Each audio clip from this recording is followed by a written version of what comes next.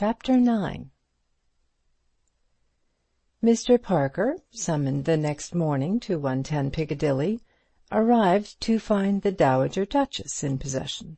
She greeted him charmingly. "I am going to take this silly boy down to Denver for the week-end," she said, indicating Peter, who was writing, and only acknowledged his friend's entrance with a brief nod. "He's been doing too much, running about to Salisbury and places, and up till all hours of the night. You really shouldn't encourage him, Mr. Parker. It's very naughty of you. Waking poor Bunter up in the middle of the night with scares about Germans, as if that wasn't all over years ago. And he hasn't had an attack for ages. But there, nerves are such funny things. And Peter always did have nightmares when he was quite a little boy, though very often, of course, it was only a little pill he wanted. But he was so dreadfully bad in 1918, you know, and I suppose we can't expect to forget all about a great war in a year or two. And really I ought to be very thankful with both my boys safe. Still, I think a little peace and quiet at Denver won't do him any harm." "Sorry you've been having a bad turn, old man," said Parker, vaguely sympathetic. "You're looking a bit seedy." "Charles," said Lord Peter, in a voice entirely void of expression, "I am going away for a couple of days, because I can be no use to you in London. What has got to be done for the moment can be much better done by you than by me. I want you to take this," he folded up his writing and placed it in an envelope, "to Scotland Yard immediately, and get it sent out to all the workhouses, infirmaries, police stations, YMCA's, and so on in London. It is a description of Thipps's corpse as he was before he was shaved and cleaned up. I want to know whether any man answering to that description has been taken in anywhere, alive or dead, during the last fortnight. You will see Sir Andrew Mackenzie personally, and get the paper sent out at once by his authority. You will tell him that you have solved the problems of the Levy murder and the Battersea mystery." Mr. Parker made an astonished noise, to which his friend paid no attention. "And you will ask him to have men in readiness with a warrant to arrest a very dangerous and important criminal at any moment on your information. When the replies to this paper come in, you will search for any mention of St. Luke's Hospital, or of any person connected with St. Luke's Hospital, and you will send for me at once. Meanwhile, you will scrape acquaintance, I don't care how, with one of the students at St. Luke's. Don't march in there blowing about murders and police warrants, or you may find yourself in Queer Street. I shall come up to town as soon as I hear from you, and I shall expect to find a nice ingenious Sawbones here to meet me." He grinned faintly. "Do you mean you've got to the bottom of this thing?" asked Parker. "Yes. I may be wrong. I hope I am. But I know I'm not." "You won't tell me?" "Do you know," said Peter, "honestly, I'd rather not. I say I may be wrong, and I'd feel as if I'd libelled the Archbishop of Canterbury." "Well, tell me, is it one mystery or two?" "One." "You talked of the Levy murder. Is Levy dead?" "God, yes," said Peter with a strong shudder. The Duchess looked up from where she was reading the Tatler. "Peter," she said, "is that your ague coming on again? Whatever you two are chattering about, you'd better stop it at once if it excites you. Besides, it's about time to be off." "All right, mother," said Peter. He turned to Bunter, standing respectfully in the door with an overcoat and suit-case. "You understand what you have to do, don't you?" he said. "Perfectly. Thank you, my lord. The car is just arriving, your grace." "With Mrs. Thipps inside it," said the Duchess. "She'll be delighted to see you again, Peter. You remind her so of Mr. Thipps. Good morning, Bunter." "Good morning, your grace." Parker accompanied them downstairs. When they had gone, he looked blankly at the paper in his hand, Then, remembering that it was Saturday, and there was need for haste, he hailed a taxi. "Scotland Yard!" he cried. Tuesday morning saw Lord Peter and a man in a velveteen jacket swishing merrily through 7 acres of turnip tops, streaked yellow with early frosts. A little way ahead, a sinuous undercurrent of excitement among the leaves proclaimed the unseen yet ever near presence of one of the Duke of Denver's setter pups. Presently a partridge flew up with a noise like a police rattle, and Lord Peter accounted for it very creditably for a man who, a few nights before, had been listening to imaginary German sappers. The setter bounded foolishly through the turnips and fetched back the dead bird. "Good dog," said Lord Peter. Encouraged by this, the dog gave a sudden ridiculous gambol and barked, its ear tossed inside out over its head. "Heel," said the man in velveteen violently. The animal sidled up ashamed. "Fool of a dog that," said the man in velveteen. "Can't keep quiet. Too nervous, my lord. One of old Black Lass's pups." "Dear me," said Peter. "Is the old dog still going?" "No, my lord. We had to put her away in the spring." Peter nodded. He always proclaimed that he hated the country, and was thankful to have nothing to do with the family estates. But this morning he enjoyed the crisp air and the wet leaves washing darkly over his polished boots. At Denver things moved in an orderly way. No one died sudden and violent deaths, except aged setters and partridges, to be sure. He sniffed up the autumn smell with appreciation. There was a letter in his pocket which had come by the morning post, but he did not intend to read it just yet. Parker had not wired. There was no hurry.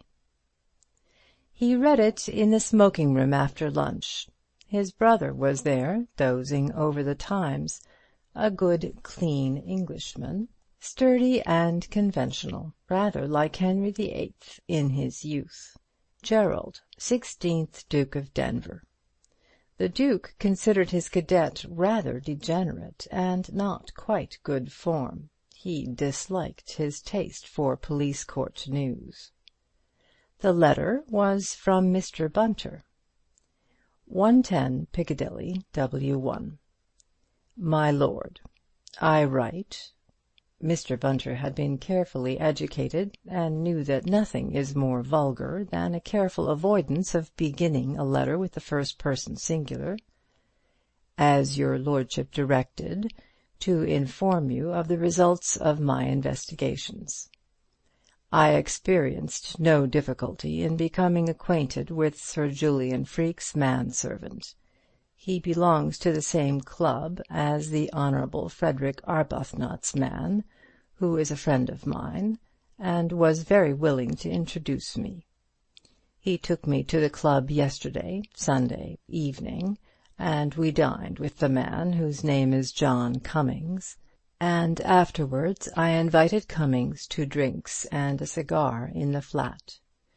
Your lordship will excuse me doing this, knowing that it is not my habit, but it has always been my experience that the best way to gain a man's confidence is to let him suppose that one takes advantage of one's employer.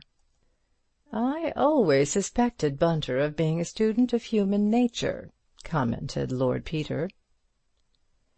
I gave him the best port. The deuce you did, said Lord Peter. Having heard you and Mr. Arbuthnot talk over it. Said Lord Peter. Its effects were quite equal to my expectations as regards the principal matter in hand, but I very much regret to state that the man had so little understanding of what was offered to him that he smoked a cigar with it, one of your lordship's Villars. You will understand that I made no comment on this at the time, but your lordship will sympathize with my feelings. May I take this opportunity of expressing my grateful appreciation of your lordship's excellent taste in food, drink, and dress? It is, if I may say so, more than a pleasure. It is an education to valet and buttle your lordship." Lord Peter bowed his head gravely. "What on earth are you doing, Peter, sittin' there noddin' and grinning like a whatchamacallit?" demanded the Duke, coming suddenly out of a snooze. "Someone writing pretty things to you, what?"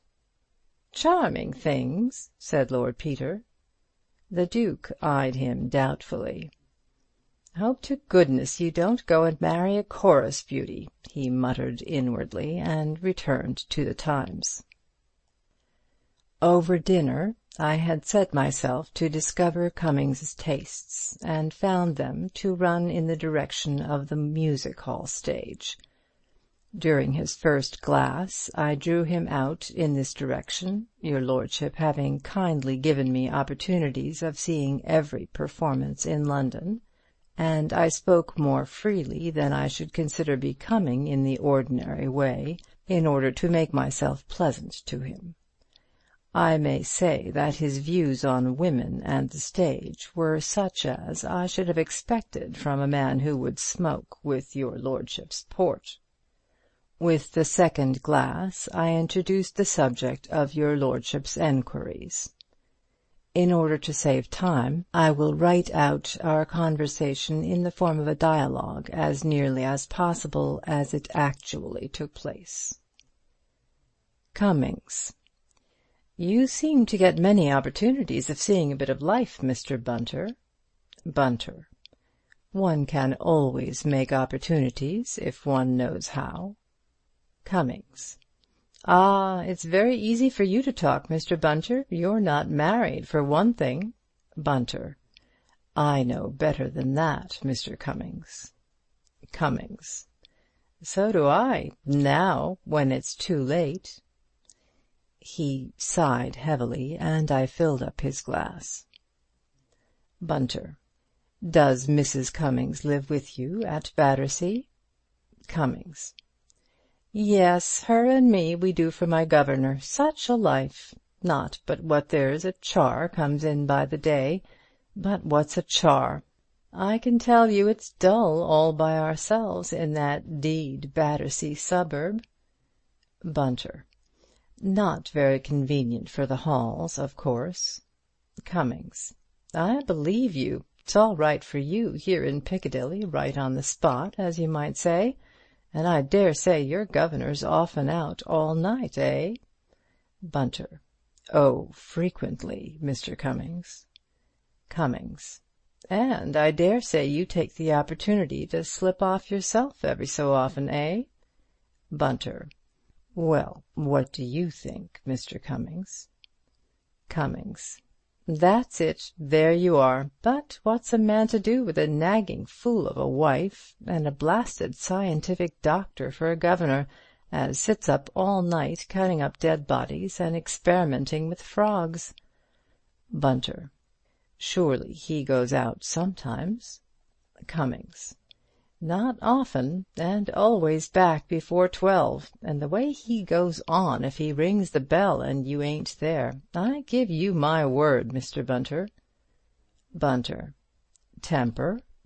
Cummings: "No, but looking through you nasty-like, as if you was on that operating table of his and he was going to cut you up. Nothing a man could rightly complain of, you understand, Mr. Bunter, just nasty looks.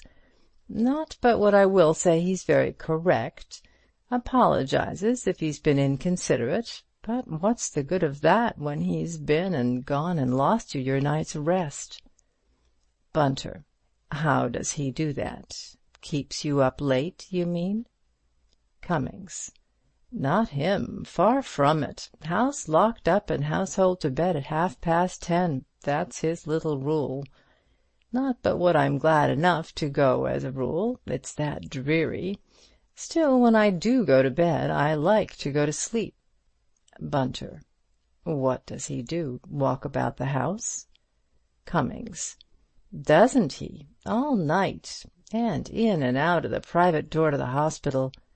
Bunter: "You don't mean to say, Mr. Cummings, a great specialist like Sir Julian Freke does night work at the hospital?" Cummings: No, he does his own work, research work, as you may say. Cuts people up. They say he's very clever. Could take you or me to pieces like a clock, Mr. Bunter, and put us together again." Bunter: "Do you sleep in the basement, then, to hear him so plain?" Cummings: "No, our bedroom's at the top, but Lord, what's that? He'll bang the door so you can hear him all over the house." Bunter: "Ah, many's the time I've had to speak to Lord Peter about that, and talking all night, and baths." Cummings: "Baths! You may well say that, Mr. Bunter. Baths! Me and my wife sleep next to the cistern room. Noise fit to wake the dead, all hours. When d'you think he chose to have a bath? No later than last Monday night, Mr. Bunter." Bunter: "I've known them to do it at 2 in the morning, Mr. Cummings." Cummings: "Have you now? Well, this was at 3 o'clock in the morning we was waked up, I give you my word." Bunter: "You don't say so, Mr. Cummings." Cummings: "He cuts up diseases, you see, Mr. Bunter, and then he don't like to go to bed till he's washed the bacilluses off, if you understand me. Very natural, too, I dare say. But what I say is, the middle of the night's no time for a gentleman to be occupying his mind with diseases." Bunter: "These great men have their own way of doing things." Cummings: "Well, all I can say is, it isn't my way." "I could believe that, your lordship. Cummings has no signs of greatness about him, and his trousers are not what I would wish to see in a man of his profession." Bunter: "Is he habitually as late as that, Mr. Cummings?" Cummings: "Well, no, Mr. Bunter, I will say not as a general rule. He apologized, too, in the morning, and said he would have the cistern seen to, and very necessary, in my opinion, for the air gets into the pipes, and the groaning and screeching as goes on is something awful. Just like Niagara, if you follow me, Mr. Bunter, I give you my word." Bunter: "Well, that's as it should be, Mr. Cummings. One can put up with a great deal from a gentleman that has the manners to apologize. And, of course, sometimes they can't help themselves. A visitor will come in unexpectedly and keep them late, perhaps." Cummings: "That's true enough, Mr. Bunter. Now I come to think of it, there was a gentleman come in on Monday evening. Not that he came late, but he stayed about an hour, and may have put Sir Julian behindhand." Bunter: "Very likely. Let me give you some more port, Mr. Cummings, or a little of Lord Peter's old brandy." Cummings: "A little of the brandy, thank you, Mr. Bunter. I suppose you have the run of the cellar." He winked at me. Bunter: "Trust me for that." I fetched him the Napoleon. I assure your lordship it went to my heart to pour it out for a man like that. However, seeing we had got on the right tack, I felt it wouldn't be wasted. I'm sure I wish it was always gentlemen that came here at night. Your lordship will excuse me, I am sure, making such a suggestion. Good God, said Lord Peter, I wish Bunter was less thorough in his methods. Cummings: Oh, he's that sort, his lordship, is he? He chuckled and poked me. I suppress a portion of his conversation here which could not fail to be as offensive to your lordship as it was to myself. He went on. No, it's none of that with Sir Julian. Very few visitors at night, and always gentlemen, and going early as a rule, like the one I mentioned. Bunter: "Just as well. There's nothing I find more wearisome, Mr. Cummins, than sitting up to see visitors out." Cummings: "Oh, I didn't see this one out. Sir Julian let him out at 10 o'clock or thereabouts. I heard the gentleman shout 'Good night,' and off he goes." Bunter: "Does Sir Julian always do that?" Cummings: "Well, that depends. If he sees visitors downstairs, he lets them out himself. If he sees them upstairs in the library, he rings for me." Bunter: "This was a downstairs visitor, then?"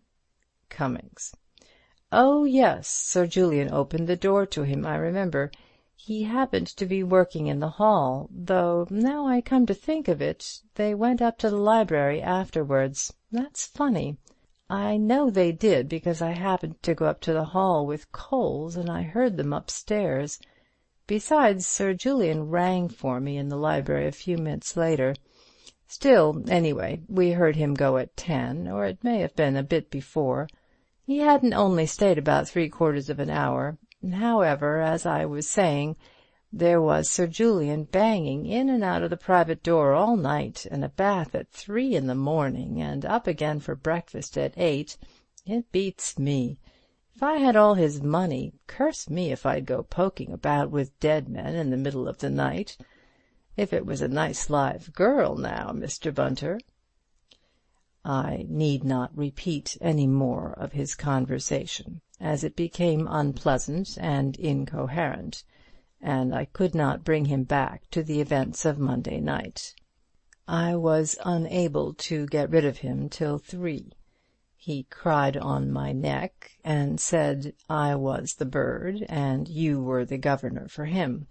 He said that Sir Julian would be greatly annoyed with him for coming home so late, but Sunday night was his night out, and if anything was said about it, he would give notice. I think he will be ill-advised to do so, as I feel he is not a man I could conscientiously recommend if I were Sir Julian Freke. I noticed that his boot heels were slightly worn down. I should wish to add, as a tribute to the great merits of your lordship's cellar, that although I was obliged to drink a somewhat large quantity both of the Cockburn 68 and the 1800 Napoleon, I feel no headache or ill effects this morning. Trusting that your lordship is deriving real benefit from the country air, and that the little information I have been able to obtain will prove satisfactory, I remain, with respectful duty to all the family, their ladyships, obediently yours, Mervyn Bunter. "You know," said Lord Peter thoughtfully to himself, "I sometimes think Mervyn Bunter's pulling my leg. What is it, Soames?" "A telegram, my lord."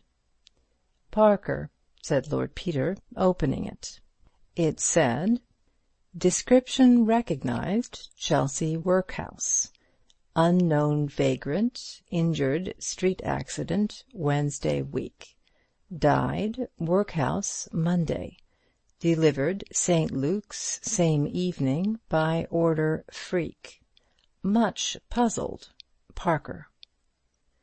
"Hooray!" said Lord Peter, suddenly sparkling. "I'm glad I've puzzled Parker. Gives me confidence in myself, makes me feel like Sherlock Holmes. Perfectly simple, Watson. Dash it all, though, this is a beastly business. Still, it's puzzled Parker." "What's the matter?" asked the Duke, getting up, yawning. "Marching orders," said Peter. "Back to town. Many thanks for your hospitality, old bird. I'm feeling no end better, ready to tackle Professor Moriarty or Leon Kestrel or any of 'em." "I do wish you'd keep out of the police courts," grumbled the Duke. "It makes it so dashed awkward for me, having a brother making himself conspicuous." "Sorry, Gerald," said the other. "I know I'm a beastly blot on the old scutcheon." "Why can't you marry and settle down and live quietly, doing something useful?" said the Duke, unappeased. "Because that was a washout, as you perfectly well know," said Peter. "Besides," he added cheerfully, "I'm bein' no end useful. You may come to want me yourself, you never know, when anybody comes blackmailin' you, Gerald, or your first deserted wife turns up unexpectedly from the West Indies. You'll realize the pull of having a private detective in the family. Delicate private business arranged with tact and discretion, investigations undertaken, divorce evidence a specialty, every guarantee. Come now." "Ass," said Lord Denver, throwing the newspaper violently into his armchair. "When do you want the car?" "Almost at once. I say, Jerry, I'm taking Mother up with me." "Why should she be mixed up in it?" "Well, I want her help." "I call it most unsuitable," said the Duke. The Dowager Duchess, however, made no objection. "I used to know her quite well," she said, "when she was Christine Ford. Why, dear?" "Because," said Lord Peter, "there's a terrible piece of news to be broken to her about her husband." "Is he dead, dear?" "Yes, and she will have to come and identify him." "Poor Christine." "Under very revolting circumstances, Mother." "I'll come with you, dear." "Thank you, Mother, you're a brick. Do you mind getting your things on straight away and coming up with me? I'll tell you about it in the car." End of Chapter 9. Recorded by Kirsten Weber.